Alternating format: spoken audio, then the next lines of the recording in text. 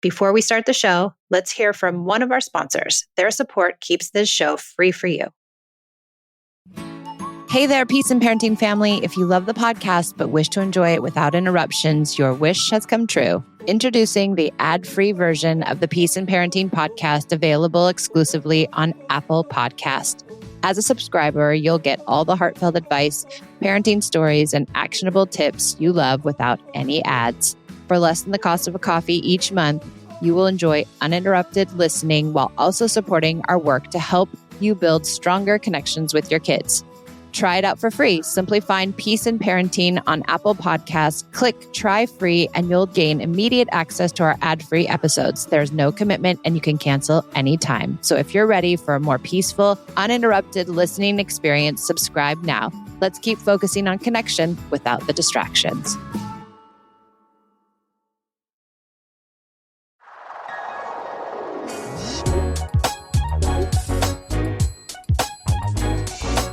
Thanks for joining me on the Peace and Parenting podcast. I'm so glad you're here.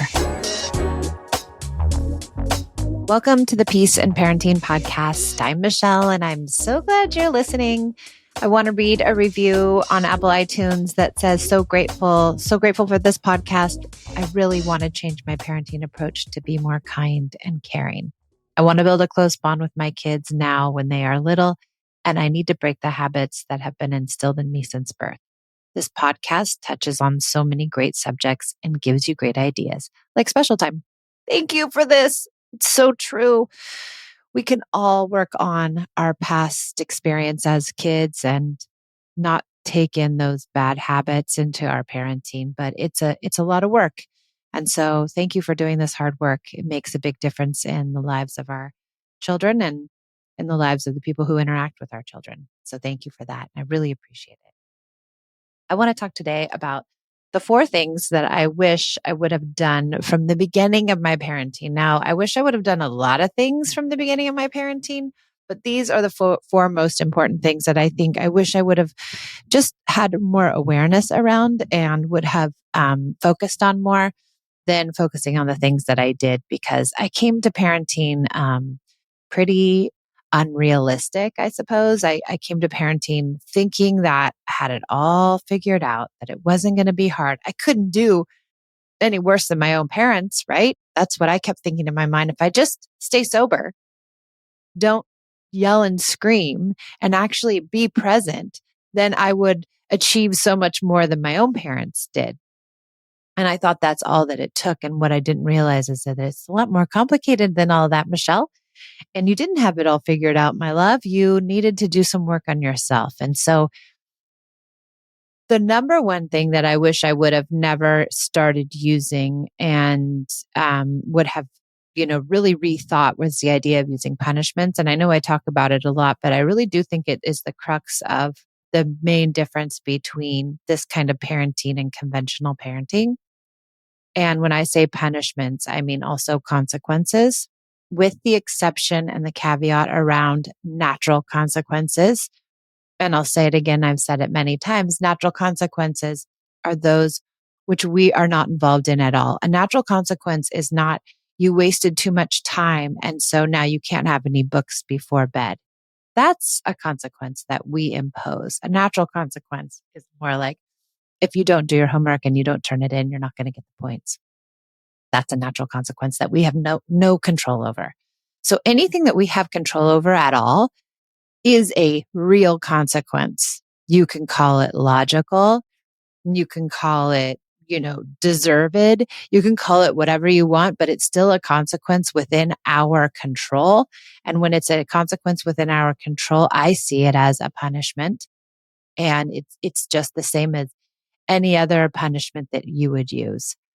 Now, where I find a little bit of difference is when someone says, well, my kid drew all over the wall and then I'm going to make them clean it up. Well, your kid drew all over the wall. Now, can you gain cooperation and ask them to help you clean it up?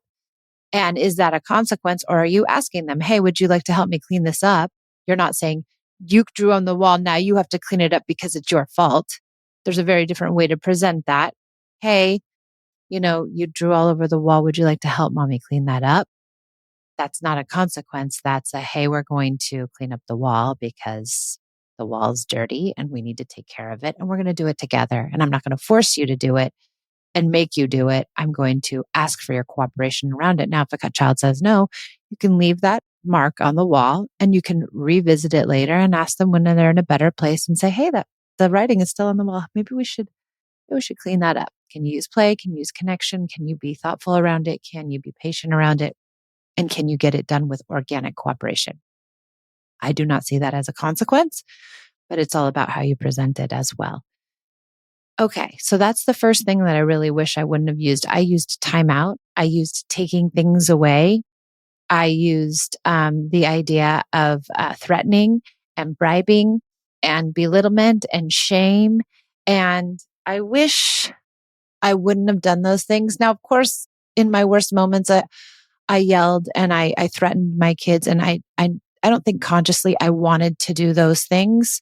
And those things happen because we become dysregulated and we're human.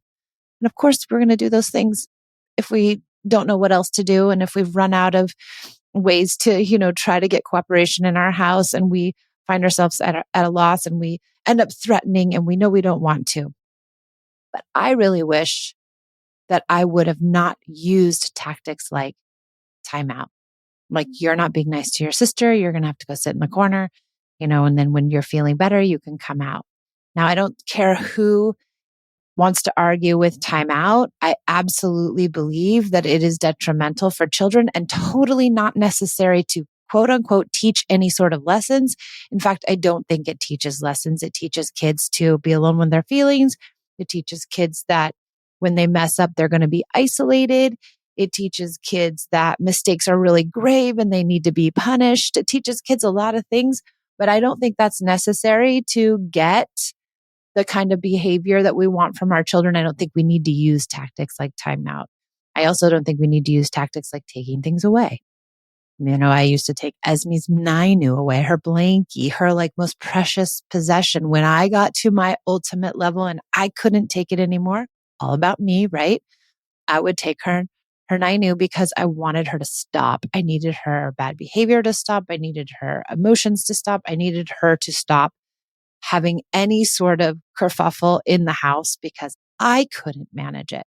Now, of course, then again, this happens. We get to our boiling point. And if we get to our boiling point, we really need to think about, why are we at our boiling point?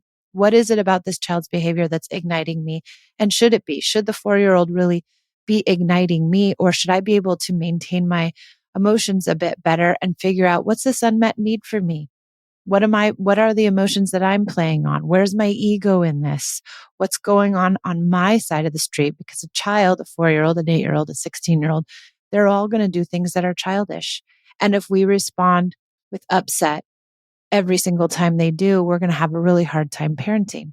But again, sometimes we do. And we notice that and we repair and we move on and we try to do better next time. We're not going to be perfect in it.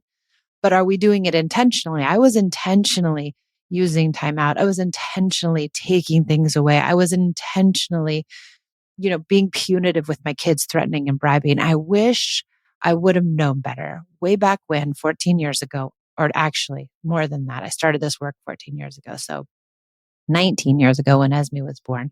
I wish I would have thought twice about punishments. I wish I would have said, you know what, that stuff doesn't work. It's going to cause resentment. My kids aren't going to like it. Let me just not use it. And let me figure out a better way to come to my children, because it caused a huge kerfuffle. We are going to take a short break from our show to hear from our sponsors. Without their sponsorship, I wouldn't be able to bring you the Peace and Parenting podcast free of charge. So I'll see you back in just a few minutes. My book, Unpunished, is finally here. It is my journey into connected parenting, the idea of perfection and how it nearly took me down as a mom. I give you my best thinking around how to be a connected parent and the insights that I've discovered over the last 12 years of this incredible journey. I'm giving my book away for free, plus shipping and handling. So go to unpunished.com and get yours today. We're shipping domestically and we're also shipping internationally.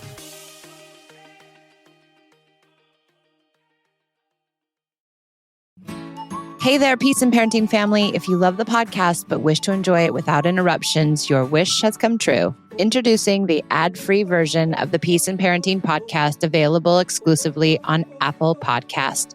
As a subscriber, you'll get all the heartfelt advice, parenting stories, and actionable tips you love without any ads. For less than the cost of a coffee each month, you will enjoy uninterrupted listening while also supporting our work to help you build stronger connections with your kids. Try it out for free. Simply find Peace and Parenting on Apple Podcasts. Click Try Free and you'll gain immediate access to our ad-free episodes. There's no commitment and you can cancel anytime. So if you're ready for a more peaceful, uninterrupted listening experience, subscribe now. Let's keep focusing on connection without the distractions. Okay, let's get back to the show. Now, when punishments stopped working for me, which they actually never really did, I thought they did, but they didn't. But when I finally tired of them and tired of the back and forth and tired of the way they made me feel, and the hardness that it created, the rupture it created between Esme and I, mostly because Pia was more cooperative and just kind of went with it, which definitely wasn't good either. But when I tired of that, I moved to rewards. And I thought, oh, here's positive discipline. Let me use rewards. Let me be kind and give them things and praise them and tell them what a great job they're doing. And I thought, oh, wow, this is so much better. This is a great, departure from punishments. And as a teacher, I used reward system in our classroom. I used mostly praise, like, oh, I like the way, Melissa's sitting on the carpet. Oh, somebody put their books away nicely. So and so lined up by the door, and then everybody would clamor to get as little kids, they would clamor to get the praise. Of course, that stops working after a while, and you always have the outliers who don't care about the praise. And praise never really ends up working. Same thing happened in my home.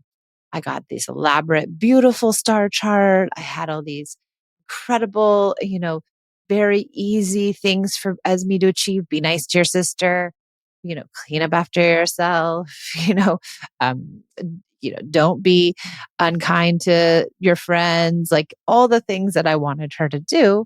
I would put on this list and then she would get a little star. And at the end of the week, if she had enough stars, she could turn them in for a prize. And I had a big box of junky little prizes that were in my garage. And I would bring it in and she would pick a prize and she would be so happy. But pretty soon she stopped caring about the prizes and she stopped caring about the stars and she stopped caring about the praise. And I think, there's a lot of things behind rewards. And if you follow Alfie Kohn at all, and if you don't, maybe it's a good book that you'd like to read, Punished by Rewards. And then it's called A's Praise. And I can't remember the other part of the subtitle, but he's all about rewards and punishments. And he also wrote Unconditional Parenting. That's a great book. So he's an educator out of New York State and he's lovely. And so I stumbled across his work close to the time when I started to change this idea around rewards. And what he really says, and what Dr. Deci, who he followed the work of Dr. Deci from the 50s. Dr. Deci is also a psychologist who studied rewards. And what they found is that rewards don't really make a difference and they actually decrease intrinsic motivation. So there's one study where they gave two groups of college students the Rubik's Cube or some puzzle to solve. And they gave two groups. They gave one group and said, we'll give you $100 if you solve it. And they gave another group and said, we'll give you, we're not going to give you anything. We're excited to see how many times can you solve the Rubik's Cube.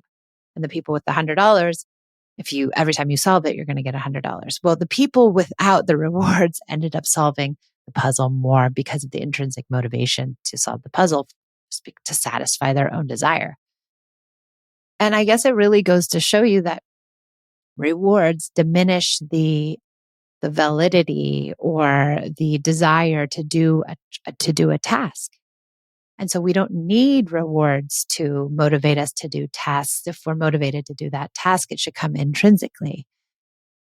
Additionally, when you don't get praise, like the kids in my classroom, when they weren't getting the praise, like I like how so-and-so is sitting. And I could only do that. I couldn't do it for every single kid. After a few times, thank you for Jose for sitting nicely. Thank you, Maria, for sitting nicely. And then by that time, everybody just kind of came to the rug and sat. But the people who didn't get the praise, maybe they felt punished because I didn't recognize them. I was only recognizing the first, the second, the third, and maybe the fifth, fourth, and fifth kids. And the rest of them just didn't get the praise. Also, I even find it with myself. Like, I always craved my dad's acceptance, and I always wanted him to tell me that I was doing a good job because I never heard I was doing a good job. I never felt I was doing a good job with him. So when I do hear it, I glom onto it so desperately. And when I don't hear it, I feel like he doesn't notice. But does he not notice, or did he just not say anything? And am I so praise seeking because I grew up with, the depravity of any sort of connection? Do I need that? And when I don't get it, how do I feel? And there's so many other aspects of rewards that you can read up on that just, they don't make any sense, and they really are punishments. And so in our family, they ended up being punishments, really. And so Esme stopped responding to the rewards because she didn't care about them, and she didn't care about getting those prizes. And so that all just kind of fell to the wayside. So I wish I would have never done the punishments and never done the rewards. I think I would have saved myself several years of misguided parenting because they're really not helpful. And a lot of people will say, well, it's good for some people, and some people can parent like this and some people can parent like that. And great. Of course, you can use punishments and rewards, but it doesn't foster relationship. And so if you really are desiring a good relationship with your kid and fostering a solid relationship, I think those are things that you can stay away from because they tend to erode relationship. And I don't think they actually give you what you want as far as behavior in the long run. Okay. The third one that I want to talk about is I wish I didn't believe that I needed to turn everything into a teachable moment or a lesson or a learning. And I had this great, burning desire in my body. Like, I have to teach my children everything. They have to be kind. They have to have good manners. They have to be respectful. They have to understand math really well. They have to be good readers. They have to be good students. They have to be, really good friends. They have to be good sisters. Like, I felt so much pressure in my body. And as a parent, as a mom, that I needed to make these good people, and it was my responsibility. And that if they didn't turn out as good people, then I would be chastised. And so I felt so nervous and under the gun. And every time something would come up where my child would do something that didn't, represent that they were kind, or that didn't represent that they understood how to read, or any of these things, I became panicked as if I wasn't doing my job good enough. And so I needed to teach them the lessons right now, right here, before it was too late. And as a new mom, that's a lot of pressure. As any mom, that's a lot of pressure. First and foremost, it is not our job to teach our children everything. Secondly, our children learn from us by what we model. So if you're modeling being a kind person, they will eventually get there. It doesn't mean that they'll always get there. It also doesn't mean that won't fall short and make mistakes and have to navigate and figure it out. And I think that we feel so pressured for them all to do it right now. And now having kids that are 16 and 19, I get it. Like, things happen over time. They will get there with the right guidance. And when I say guidance, I really mean modeling. And this is where people will say, oh, well, you're just not going to be a parent. You're just going to take hands off. No, no, no, no. I'm going to be present and connected and modeling the things that I want my child to emulate. Will it be perfect? No. Will I melt down sometimes? Yes. Will I do the wrong thing? Of course. But let's hope more than not, I do the right thing. I model the correct behaviors, and I am a moral, upstanding person. And my children see that, and they will model it. They will emulate it. They will mimic it. And that really becomes the way in which we teach. We don't need to have a lesson. We don't need to have a lecture. And I think oftentimes when we're like, oh, this is a teachable moment, I'm going to tell my kid what to do or how they should act or whatever it be, that it becomes a lecture. And no child likes to be lectured. No person likes to be lectured. And those lectures don't necessarily translate into learning. What do you feel? How do you feel when you're lectured? Does it sit well with you? Does it create a place of learning? Or is it hard? And with an immature kid with an immature brain and an active mind, is that the way they learn? Social scientists tell us that kids learn from modeling. 80% of what they learn is what's modeled to them. So we have to model the right things. We can't, just tell them what to do and expect them that they're going to do it, or tell them how to be moral. We can't teach them the lessons by shoving it down their throat. We let them have experience around it again and again and again and again. And hopefully eventually they get there. But much of the time they're going to fall short, as we all do. We're all human. We really are. And the last thing that I wish I would have started from the beginning is not worrying so much about getting things done and making my house feel like it was a productive place. I wish I would have just leaned into making it feel good and happy and fun.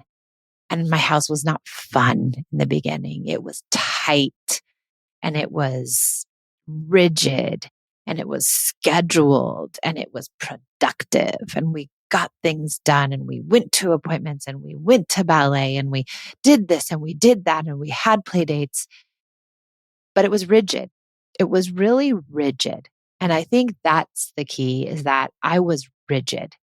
And in my rigidity, I taught my oldest rigidity. She was already pre-wired for rigidity. She's a Capricorn. I don't know if anybody believes in that stuff, but she's pretty organized, by the book, needs rules, needs these things. And so this just pushed her deeper into her rigidity and inability to be flexible, because I wasn't modeling flexibility. And back to the lessons. I was modeling that was important to stick to this schedule and to get things done and check things off lists. And that became way more important than how it felt in my home, than making it feel connected, than making our relationships feel connected. I did not prioritize relationship and the connection around the relationships I shared with my kids. I loved my kids. I always have loved my kids.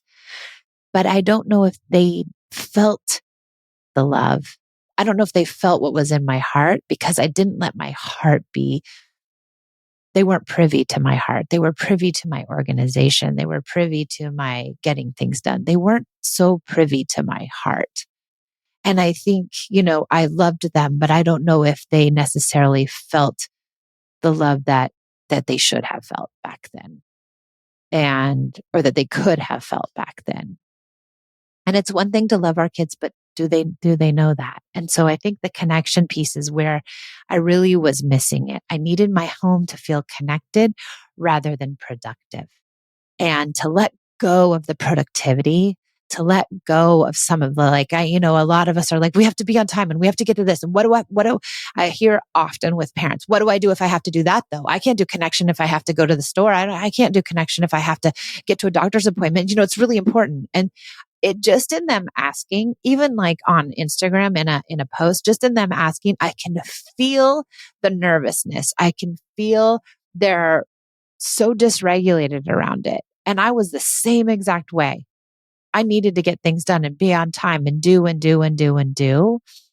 And I don't know if that came from my upbringing. I think part of it did, but also society, and just that we so value getting things done. And moms especially are so pressured to do everything and to make it look like they have it all under control. And we are responsible for so much that it is an insurmountable pressure. And so of course we get dysregulated and we have to get it done, but then we put that pressure and we put that, angst onto our kids and onto the relationship we share with our kids. So I wish I would have let them feel the love that I had for them, let them feel calm and peaceful in our union, calm and peaceful in our house. I wish the feeling in our house wasn't so agitated, wasn't so getting things done. So those are the 4 things that I wish I would have kind of done from the beginning. I hope they're helpful for you. I'm so glad that you're here. Thank you for leaving me all these kind reviews and messages. I so very much appreciate it. And thanks for joining me on the Peace and Parenting podcast. And I'll be here again later in the week.